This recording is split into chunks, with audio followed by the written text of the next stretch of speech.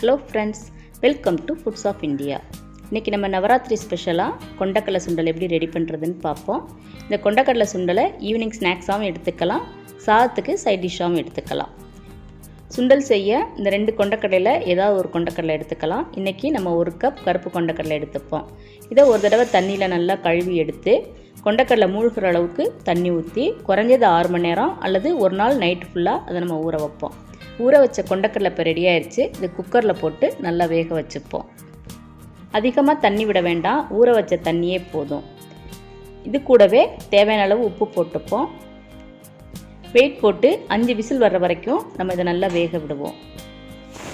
5 whistle வந்துருச்சு. இப்போ நம்ம மூடியை திறந்து பார்ப்போம். ஒரு நாள் நைட்டு ஃபுல்லாக ஊறினால கொண்டக்கடலை 5 விசிலே நல்லா வெந்துடும். குறைஞ்ச நேரம் ஊற வச்சோம்னா விசில் கொஞ்சம் நம்ம அதிகமாக விட்டுக்கணும்.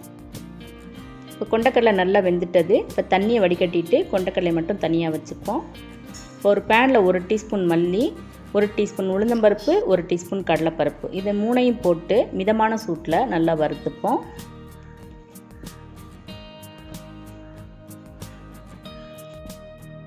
இது 3ம் பாதி வறுபட்ட உடனே 1 டீஸ்பூன் எள் போட்டுப்போம். இது ஆப்ஷனல் தான், பிடிக்கலைன்னா இதை நம்ம ஸ்கிப் பண்ணிடலாம். இப்போ எள்ளு நல்லா பொரிஞ்ச உடனே 3 மிளகாய் வத்தல் போட்டுப்போம். கூடவே 1/4 டீஸ்பூன் பெருங்காயத்தூள் போட்டுக்கலாம். இப்போ எல்லாம் நல்லா வறுபட்டது. உளுந்தம்பருப்பும் கடலைப்பருப்பும் நல்ல கலர் மாதிரி வந்துட்டது. இந்த டைம் நம்ம அடுப்பை ஆஃப் பண்ணிவிட்டு இதை நல்லா ஆற வைப்போம். நல்லா ஆறினதுக்கப்புறம் ஒரு மிக்ஸி ஜாரில் போட்டு ரொம்பவும் நைஸாக இல்லாமல் ரொம்பவும் பரபரன்னு இல்லாமல் ரெண்டுக்கும் நடுவில் நம்ம அரைச்சி எடுத்துப்போம்.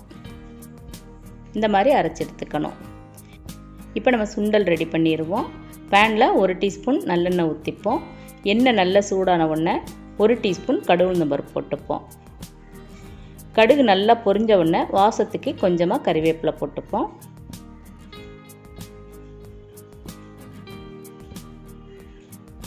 இந்த டைம் நம்ம வறுத்து வச்சுருக்க அந்த பவுடர் இதில் போட்டு மிக்ஸ் பண்ணிப்போம். இந்த பவுடரை இந்த மாதிரி எண்ணெயில் போட்டும் வதக்கிக்கலாம், இல்லைன்னா கொண்டக்கடலை போட்டதுக்கப்புறம் கடைசியாகவும் நம்ம போட்டுக்கலாம்.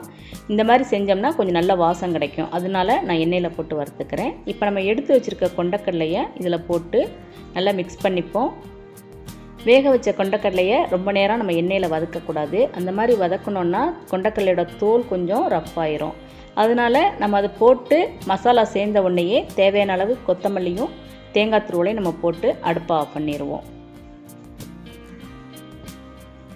மசாலா, தேங்காய் துருவல், கொத்தமல்லி தழை எல்லாம் கொண்டக்கடலையோட ஒன்று சேரபடி நல்லா அதை மிக்ஸ் பண்ணிப்போம். இப்போ நம்மளோட டேஸ்டியான கொண்டக்கடலை மசாலா சுண்டல் ரெடி ஆயிடுச்சு. வழக்கமாக செய்கிற சுண்டல்லேருந்து இந்த சுண்டல் கொஞ்சம் டிஃப்ரெண்ட்டான டேஸ்ட்டில் நல்லாயிருக்கும். நீங்களும் இந்த மெத்தடில் கொண்டக்கடலை சுண்டல் ட்ரை பண்ணி பார்த்து எப்படி இருந்துச்சுன்னு கமெண்ட்ஸில் சொல்லுங்கள். இந்த வீடியோ உங்களுக்கு பிடிச்சிருந்தா லைக் பண்ணுங்கள், ஷேர் பண்ணுங்கள். இது வரைக்கும் இந்த சேனலை சப்ஸ்கிரைப் பண்ணலைன்னா சப்ஸ்கிரைப் பண்ணுங்கள். தேங்க்ஸ் ஃபார் வாட்சிங்.